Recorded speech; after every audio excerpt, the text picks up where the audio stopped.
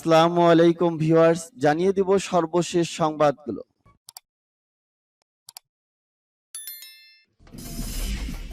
সংবাদের শুরুতেই জানিয়ে দিব সংবাদ শিরোনাম। উত্তর কোরিয়ার বিরুদ্ধে কঠোর নিষেধাজ্ঞার দাবি জি7 গ্রুপের। ক্ষেপণাস্ত্র ও কামিকাজে ড্রোন দিয়ে হামলা চালানোর দাবি ইরানের। ইউক্রেনে 4700 ক্ষেপণাস্ত্র ছুড়েছে রাশিয়া, বললেন জেনেলক্সি। বিশ্বে ইরানের পরমাণু কর্মসূচির মতো স্বচ্ছ কোনো কর্মসূচি নেই, বললেন মুখপাত্র। এবং জানিয়ে দিব সর্বশেষ শিরোনাম। আফগানিস্তানে মার্কিন ও ন্যাটো বাহিনীর যুদ্ধ অপরাধ তদন্তে আন্তর্জাতিক দাবি সোচ্চার হচ্ছে। এতক্ষণ শুনছিলেন সংবাদ শিরোনাম, এখন শুনবেন সংবাদের বিস্তারিত। তো বন্ধুদের কাছে রিকোয়েস্ট রইল, এই ভিডিওতে একটা লাইক দিবেন, আর ভালো লাগলে অবশ্যই বন্ধুদের মাঝে শেয়ার করে দিবেন। উত্তর কোরিয়ার বিরুদ্ধে কঠোর নিষেধাজ্ঞার দাবি জি7 গ্রুপের। জি7 এর সদস্য দেশগুলো রোববার উত্তর কোরিয়ার ফের আন্তঃমহাদেশীয় ব্যালিস্টিক ক্ষেপণাস্ত্রের বেপরোয়া উৎক্ষেপণের নিন্দা এবং এ ধরনের পরীক্ষা বন্ধে কঠোর পদক্ষেপ গ্রহণের জাতিসংঘের নিরাপত্তা পরিষদের প্রতি আহ্বান জানিয়েছে। এই গ্রুপের সদস্য 7 দেশের পররাষ্ট্রমন্ত্রীরা জানান, শান্তি ও স্থিতিশীলতার জন্য আন্তর্জাতিক সম্প্রদায়ের আহ্বান সত্ত্বেও এ অঞ্চলকে আরো অস্থিতিশীল করে তুলতে উত্তর কোরিয়া বারবার বিভিন্ন ক্ষেপণাস্ত্র উৎক্ষেপণ করছে। উত্তর কোরিয়া শুক্রবার উৎক্ষেপণ করা ক্ষেপণাস্ত্রটি তাদের একেবারে নতুন আন্তঃমহাদেশীয় ব্যালিস্টিক ক্ষেপণাস্ত্র আইসিবিএম এবং এটির যুক্তরাষ্ট্রের মূল ভূখণ্ডে আঘাত হানার ক্ষমতা রয়েছে বলে ধারণা করা হচ্ছে। এ ব্যাপারে দেওয়া জি7 এর এক বিবৃতিতে আন্তর্জাতিক গোষ্ঠীর ঐক্যবদ্ধ এবং বলিষ্ঠ জবাবের আহ্বান জানানো হয়। এক্ষেত্রে জাতিসংঘ নিরাপত্তা পরিষদে আরো কঠোর পদক্ষেপ গ্রহণের প্রয়োজনীয়তা রয়েছে বলে বিবৃতিতে বলা হয়। জি7 গ্রুপ কানাডা, জার্মান, ফ্রান্স, ইতালি, জাপান, ব্রিটেন ও যুক্তরাষ্ট্রকে নিয়ে গঠিত। ইউরোপীয় ইউনিয়নের একজন প্রতিনিধি এ বিবৃতিতে মতামত দেন। চলতি মাসে এ পর্যন্ত উত্তর কোরিয়া স্বল্প, মাঝারি ও দূরপাল্লার 30টি ক্ষেপণাস্ত্রের পরীক্ষা চালিয়েছে বলে ধারণা করা হচ্ছে। এক্ষেত্রে শুক্রবার উৎক্ষেপণ করা ক্ষেপণাস্ত্রটি হুক্কাইডোর পশ্চিমা জাপানের গুরুত্বপূর্ণ অর্থনৈতিক জোনে গিয়ে পড়ে। উত্তর কোরিয়ার সরকারি বার্তা সংস্থা কেসিএন দাবি করে, শুক্রবার পরীক্ষা চালানো ক্ষেপণাস্ত্রটি ছিল হোয়াংশু 17 ধাঁচের ক্ষেপণাস্ত্র, আর এটি উত্তর কোরিয়ার একেবারে ভিন্ন ধাঁচের একটি ক্ষেপণাস্ত্র এবং ক্ষেপণাস্ত্রটি কৌশলগত দিক থেকে বিশ্বের সবচেয়ে শক্তিশালী ক্ষেপণাস্ত্রের অন্যতম। ক্ষেপণাস্ত্র ও কামিকাজে ড্রোন দিয়ে হামলা চালানোর দাবি ইরানের। ক্ষেপণাস্ত্র ও কামিকাজে ড্রোন দিয়ে ইরাকে হামলা চালানোর দাবি করল ইরান। দাবি অনুযায়ী ইরাকের উত্তরে অবস্থিত কুর্দিস্তান অঞ্চলে ইরানের বিরুদ্ধে বিচ্ছিন্নতাবাদী ও সন্ত্রাসী গোষ্ঠীর কয়েকটি অবস্থানে এই হামলা চালানো হয়েছে। ইরানি আরবি ভাষার স্যাটেলাইট টেলিভিশন চ্যানেল আল আলম এর বরাত দিয়ে প্রতিবেদনে এ দাবি করেছে মেহের নিউজ ও প্রেস টিভি। প্রতিবেদনে বলা হয়, সোমবার ভোরের দিকে কথিত Democratic party of Iranian Kurdistan বা পিডিকেআই এবং কমলা পার্টি সন্ত্রাসীদের অবস্থানে এই হামলা চালানো হয়েছে। প্রতিবেদনে আরো বলা হয়, ইরাকের ইলবিল প্রদেশের কোই সানজাক শহরে অবস্থিত পিডিকেআই এর অবস্থানে 4টি ক্ষেপণাস্ত্র হামলা চালানো হয়েছে। এর বিরুদ্ধে দেশের বাহারকা এলাকায় তৎপর এই গ্রুপের আরেকটি অবস্থান ইরানি সামরিক বাহিনী কামিকাজের ড্রোন দিয়ে হামলা চালায়। এছাড়া কুর্দিস্তানে সুলাইমানিয়া শহরে কমলা পার্টি সন্ত্রাসীদের 2টি অবস্থানে কামিকাজের ড্রোন দিয়ে হামলা চালানো হয়। ইরাকের স্বেচ্ছাসেবী বাহিনী পরিচালিত সাবমেরিন নিউজ জানিয়েছে, এই হামলার সময় এরবিল শহরে মার্কিন কনসুলেট অফিসের সাইরেন বাজানো হয়েছে।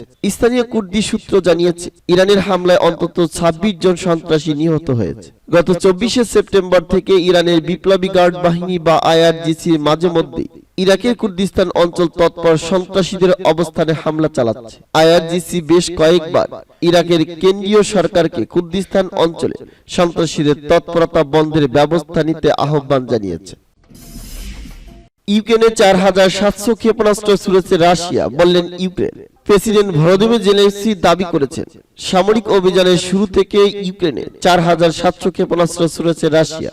রবিবার দা ফ্লাক্সোফোনির আন্তর্জাতিক সংস্থার সদস্যদের উদ্দেশ্যে দেওয়া ভাষণে এসব কথা বলেন তিনি। বলেন, আজ পূর্ণমাত্রায় যুদ্ধের 270তম দিন। রাশিয়া 4700-এরও বেশি ক্ষেপণাস্ত্র ব্যবহার করেছে ইউক্রেনের বিরুদ্ধে। রুশ আগ্রাসন নিয়ে জেনেলুক্সি বলেন, আমাদের শত শত শহর পুড়েছে, হাজার হাজার মানুষ নিহত হয়েছে, বহু মানুষকে জোর করে রাশিয়ার নির্বাসিত করা হয়েছে। তাদের হামলা থেকে প্রাণে বাঁচাতে লাখ লাখ লোক ইউক্রেন ছেড়ে অন্য দেশে পালিয়েছে।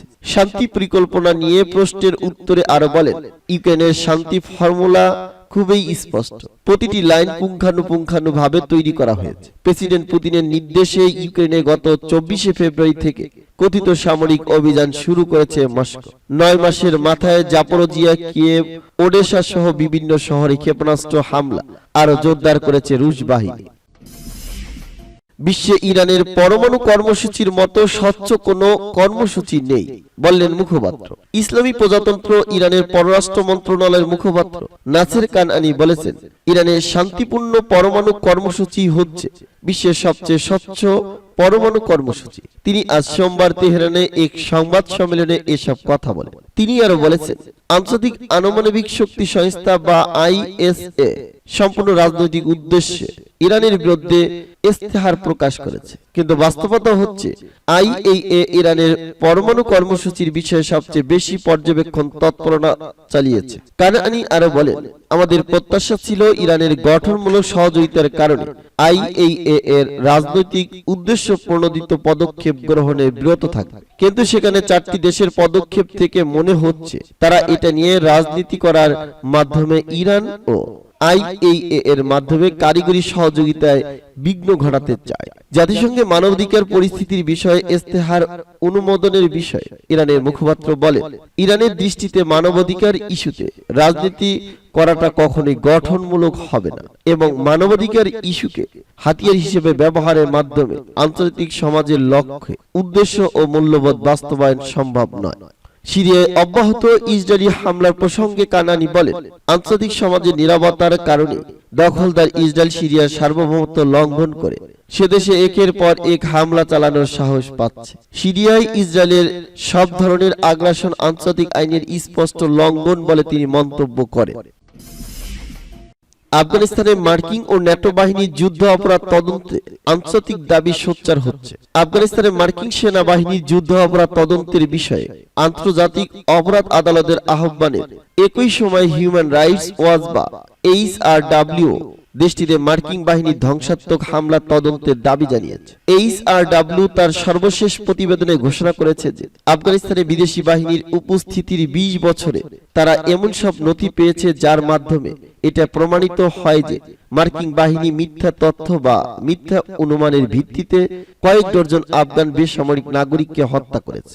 সংস্থাটি তার প্রতিবেদনে আরো লিখেছে যে 2018 এবং 2019 সালে যখন আফগানিস্তান মার্কিন বাহিনীর হামলার মাত্রা বেড়ে যায় তখন সেখানে অনেক বেসামরিক লোক নিহত হয়। হিউম্যান রাইটস ওয়াচের দাবি, আফগানিস্তানের সব ধরনের হামলার সাথে সম্পর্কিত নথি সরবরাহ করতে হবে, বিশেষ করে যেসব হামলায় সিআইএ সরাসরি জড়িত ছিল। মার্কিন বাহিনী এবং ন্যাটো আফগানিস্তানে 20 বছরের দখলদারিত্বের সময় অসংখ্য যুদ্ধ অপরাধ করেছে, যা আমেরিকার জনগণের পাশাপাশি বিশ্ব সমাজ এসব অপরাধীদের বিচার চায়। আফগানিস্তানে মার্কিন সেনাবাহিনীর অপরাধ তদন্তের বিষয়ে আন্তর্জাতিক অপরাধ আদালত বিচারকদের উদ্যোগের বিরুদ্ধে যুক্তরাষ্ট্র চাপ ও হুমকির অস্তিত্ব থাকা সত্ত্বেও আন্তর্জাতিক আইনি প্রতিষ্ঠানটি যুদ্ধ অপরাধের তদন্তে তার ভূমিকা পালনের চেষ্টা করছে। এমন পরিস্থিতিতে সেখানে আফগানিস্তানের যুদ্ধ অপরাধের জন্য মার্কিন সৈন্যদের বিচারের জন্য আন্তর্জাতিক অনুরোধ বেড়েছে। গত সপ্তাহে বিবিসি তার সর্বশেষ প্রতিবেদন ঘোষণা করেছে যে যুদ্ধের বছরগুলোতে ব্রিটিশ সেনাবাহিনীর অভিযানে 64 আফগান শিশু নিহত হয়েছে, যেখানে কেবল ব্রিটিশ সরকারি আনুষ্ঠানিকভাবে 16টি মামলা গ্রহণ করেছে। 2015 সালে কুন্দুজ শহরে ডক্টরস উইদাউট বর্ডার হাসপাতালে মার্কিন বাহিনী বিমান হামলা চালায়, যার ফলে কয়েক ডজন লোক নিহত হয় এবং বহু আহত হয়েছিল। আর এটি আফগানিস্তানের মার্কিন যুদ্ধ অপরাধের ঘটনাগুলোর মধ্যে একটি, যা আন্তর্জাতিক অপরাধ আদালতের প্রসিকিউটর ফাতু বেনসুদা বিশ্ববাসীর নজরে এসেছিল। বাকরাম কারাগার সহ আফগানিস্তানে গোপন কারাগারে বন্দীদের নির্যাতন মার্কিন সামরিক বাহিনীর আরেকটি অপরাধমূলক কাজ, যা আফগানিস্তান সহ আন্তর্জাতিক বিভিন্ন স্তরে সমালোচিত হয়ে আসছে।